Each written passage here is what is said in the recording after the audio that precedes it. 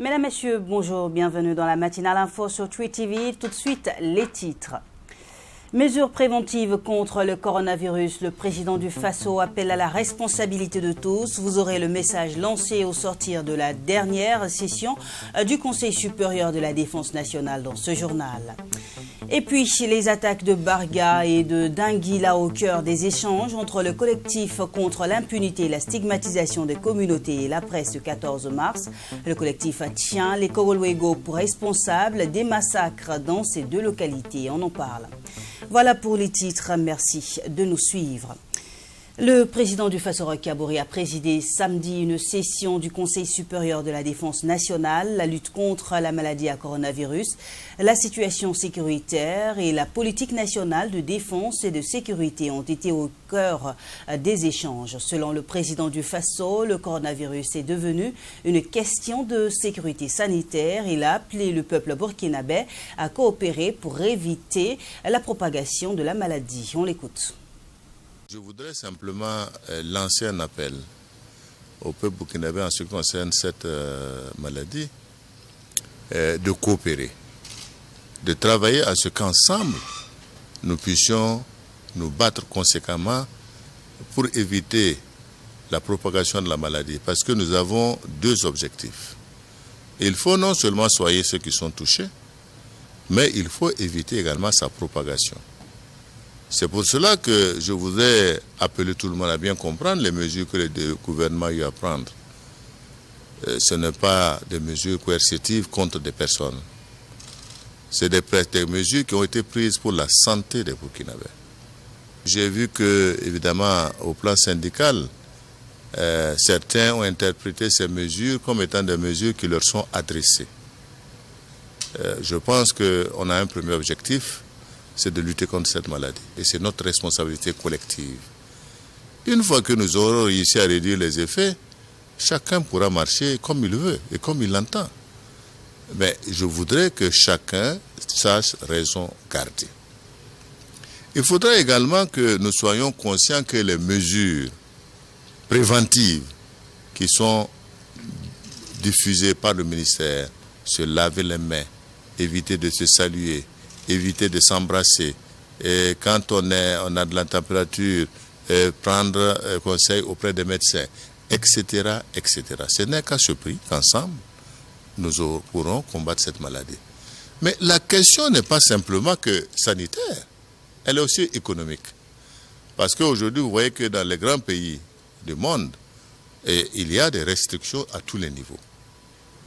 Au niveau de la production des usines, au niveau des transports, des matières premières. Et tout cela aura des conséquences également sur l'approvisionnement des pays de l'intérieur comme le Burkina Faso. C'est pour dire que ce n'est pas une mince affaire. Ce n'est pas, je dirais, une fiction que nous inventons pour pouvoir apeurer qui que ce soit.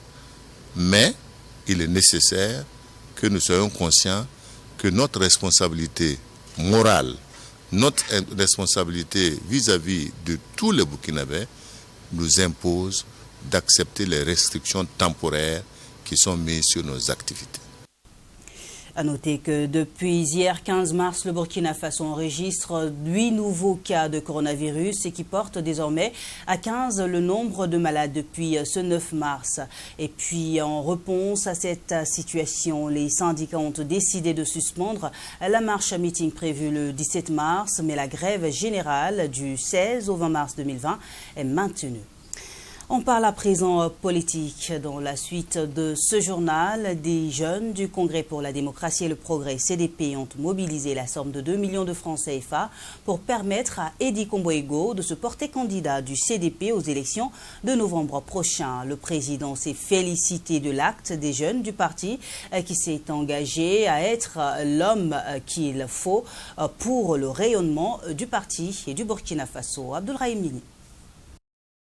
Le président du CDP, Edi Komboego, vient ainsi de se porter officiellement candidat à la candidature de son parti à la présidentielle de novembre prochain. Son dossier a été réceptionné par le président du collège électoral et il présente ici avec fierté son récépissé d'inscription. Cet acte a été possible grâce au soutien des jeunes du parti qui ont mobilisé la caution de 2 millions de francs CFA. Le président Edi Kombiego, c'est l'espoir de la jeunesse burkinabé. C'est pourquoi les jeunes ont décidé de cotiser la somme de 2 millions pour accompagner notre champion pour qu'il puisse déposer sa candidature aujourd'hui.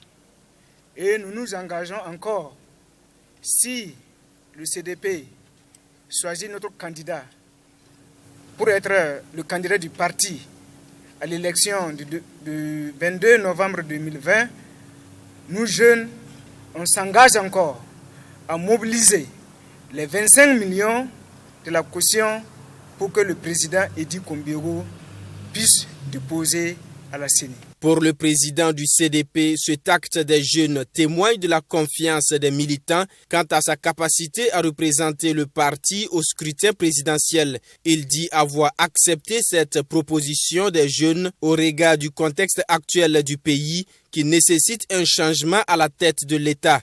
Et Edi Kombiego pense pouvoir porter l'espoir de cette jeunesse. Le régime du MPP et ses alliés sont en panne d'idées. Le pouvoir est sclérosé et n'est plus en mesure d'apporter le moindre changement dans ce pays. C'est pourquoi le Burkina a besoin du sang nouveau et d'une vision nouvelle pour conduire son destin. Je suis prêt à le faire. Les dépôts de dossiers à la candidature du CDP à la présidentielle de 2020 ont débuté le 10 mars dernier et se poursuivent jusqu'au 18 mars prochain. À l'issue de ces dépôts, le candidat du CDP à la présidentielle de novembre 2020 sera désigné soit par consensus, soit par vote au cours d'un congrès. De nombreuses organisations de la société civile ont reçu des financements de la part de la CENI dans le but d'une sensibilisation accrue à des populations à se faire enrôler. Le MOCER, Mouvement citoyen pour une éthique républicaine, en fait partie. Le mouvement a choisi la province du Naouri dans le centre-sud pour cette campagne. Et ce samedi, le MOCER était dans le marché central de Pau. Le reportage de Michael Tougri. Présenter les stratégies de riposte contre le coronavirus et expliquer davantage les mesures d'hygiène à prendre pour prévenir la maladie, c'est tout le sens de cette rencontre entre la communauté burkinabé vivant en Côte d'Ivoire et les représentants de l'Organisation mondiale de la santé. Nous l'avons dit au cours de l'exposé, le coronavirus est une famille de virus qui est connue depuis le début des années 60. Mais dans cette famille, il y a plusieurs sous-types qui ont causé déjà beaucoup d'épidémies dans le monde. On a connu donc le SRAS, comme vous le savez, en 2002-2003. On a connu le MERS au Moyen-Orient en 2012. Et puis, justement, en 2019, on a eu l'éclosion de ce que l'OMS appelait après le Covid-19 pour être donc en phase avec l'année de découverte de ce germe-là.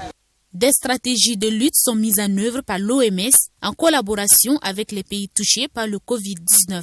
Cependant, les modes de transmission de la pandémie imposent des mesures purement individuelles comme moyen de prévention, insiste Dr Ambroise Anne. Je vous ai indiqué tout à l'heure ce que l'OMS appelle le scénario des 3C. Il y a des pays qui sont dans une situation où ils comptent 0 cas ou 1 ou 2 cas. C'est une situation. Avec ces pays,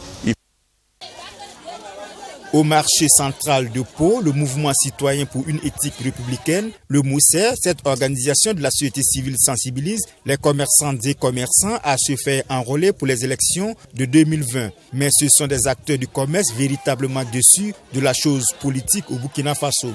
Les élections dans ce marché restent secondaires et à cela s'ajoute la question du coût de la CNIB déplore cette commerçante dont la carte nationale d'identité burkinabé a expiré, donc pas de vote pour elle en novembre prochain. Je n'ai pas 2500, si j'avais 2500 là, j'allais faire l'autre. Fallait nous aider, on va faire les pièces là d'abord avant de faire les cartes d'électeurs là. Ou bien. Il n'y a pas la paix au Burkina, on se cherche. Gengo les votes. C'est arrivé en bon santé et qu'il y ait un changement. La paix, la paix, la paix. On meurt trop, on meurt trop. Sans l'être humain, il n'y aurait pas de vote. Une campagne de sensibilisation à se faire enrôler qui devrait être plus facile pour le Mosser, mais à l'épreuve du terrain, la réalité, elle est tout autre. Des populations qui accordent peu d'intérêt au processus de révision du fichier électoral dans la ville de Pau, que Kassoum Ouattara et ses camarades doivent à tout prix convaincre de se faire enrôler pour les élections de novembre 2020. Travail qui n'a pas été fait, ça il faut le dire. Certainement, vous avez dû écouter ce qui s'est passé dans le marché. En amont, il y a un travail terrible qui n'a pas été fait. L'information n'est pas passée, le politique n'a pas fait son travail. C'est l'aura du bord qui ressort. Mais il y a un point que la population a soulevé qui est très important. Ils se sont posé la question pourquoi la CNB il faut payer et puis la carte d'électeur est gratuite. Les femmes disent qu'à 2500, honnêtement, elles peuvent se faire établir la CNB pour aller voter pour quelqu'un. Donc c'est dire qu'on ne sent pas la volonté. Les gens se disent que ce n'est pas pour eux qui votent. Cette initiative du mouvement citoyen pour une éthique républicaine saluée par le roi de Pau, même si cette campagne de mobilisation de la population devrait être plus une affaire des partis politiques. Des partis politiques absents sur le terrain de la mobilisation de leurs partisans à se faire enrôler sur les listes électorales. Lorsque c'est 1/5 ou 2/5 de la population qui élit quelqu'un, c'est un élu par défaut. C'est pour ça que je félicite mes enfants qui sont venus en grand nombre pour sensibiliser leurs parents. Depuis 1960 que nous votons. Il y a des gens qui ne constatent aucun changement. De plus en plus, c'est le découragement. Alors que les gens se demandent pourquoi voter, ils n'ont pas tellement tort. Il appartient aux hommes politiques de les encourager à s'enrôler et à voter la prochaine fois. Malgré cette réticence pour certains dans la ville de Pau à se faire enrôler, le Mosser poursuit sa campagne de sensibilisation. Pour cette opération, une centaine de membres ont été déployés dans toute la province du Naouri depuis le 11 mars dernier. 6 jours après ce massacre dans les villages de Denguela, Barga et Ramdola, le CISC, collectif contre l'impunité et la stigmatisation des communautés, était face à la presse. L'organisation s'est indignée de cette tuerie en masse et dénonce le fait que le gouvernement indexe des hommes armés non identifiés comme étant les responsables. Et pourtant, selon le collectif des victimes, témoins et rescapés, ont formellement identifié leur bourreau. Des Kogolwego venus de Titao. Le compte-rendu de Nadine Zongo. Pendant que la justice est attendue sur le dossier de Yilgou, un autre massacre fait couler beaucoup d'encre et de salive et interpelle surtout les structures de défense des droits de l'homme. Le 8 mars dernier, 43 personnes ont été tuées dans les villages de Barga et de Denguila. Une attaque que le collectif contre l'impunité et la stigmatisation des communautés attribue au groupe d'autodéfense. C'est le 8 mars aux environs de 5 h du matin que les populations de Denguela Peul ont aperçu une colonne de plus de 100 motos en uniforme noir avec des armes Kalachnikov et fusils de chasse. Arrivés dans le village, ils se sont divisés en 3 groupes. Le premier se positionnant sur la route menant à Waiguia. Le second groupe s'est caché dans les buissons tout autour et un troisième groupe a encerclé puis commencé à tirer sur les hommes. Cette stratégie digne d'école de guerre laisse soupçonner la touche d'une main professionnelle.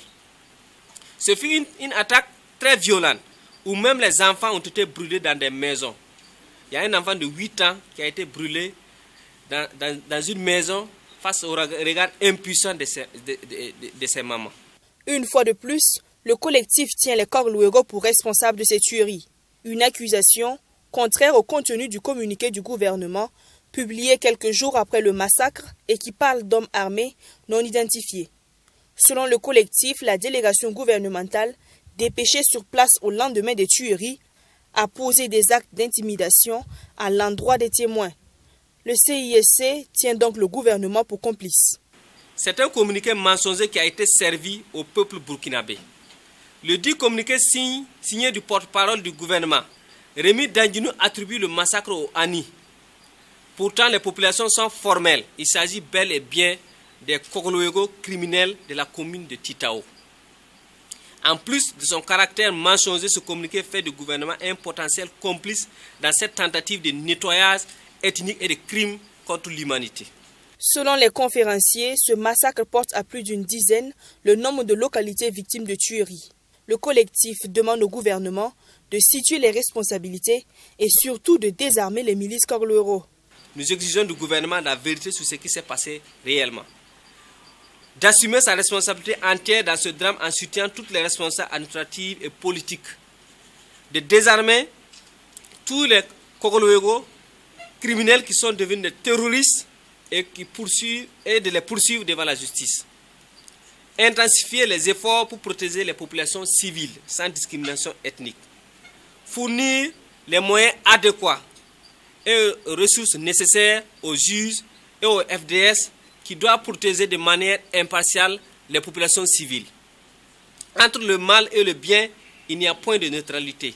C'est pourquoi nous invitons tous les citoyens épris de paix, de justice et de cohésion sociale à une clarification des positions de chacun. Sinon, c'est de la complicité par inaction ou par silence. Les attaques de Barga et de Denguila interviennent 14 mois après celui de Yirgou, qui a fait plus de 90 morts selon les chiffres officiels. À ce jour, 12 personnes sont inculpées sur 70 interpellées dans le dossier Yirgou.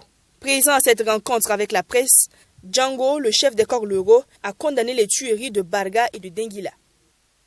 Selon le collectif contre l'impunité et la stigmatisation des communautés, le gouvernement est complice. Maître Ambroise Farama, avocat du CISC, est au micro de Nadine Zongo. Après avoir manqué son obligation d'assurer la sécurité des biens et des personnes, ils se permettent même de protéger les criminels. Et c'est là que nous disons que le fait de protéger les criminels, ils se rendent complices des actes criminels. Et je vous dirai encore en droit, c'est quoi la complicité d'un acte criminel? Le complice, c'est d'abord celui-là qui donne les moyens pour la commission du crime. Le complice, c'est celui-là qui apporte assistance. Mais le complice, c'est aussi celui-là qui, après la commission du crime, avait encore la possibilité, par sa collaboration, de contribuer à arrêter le criminel et à en limiter les conséquences. Sur ce dernier élément, on va faire la lecture ensemble.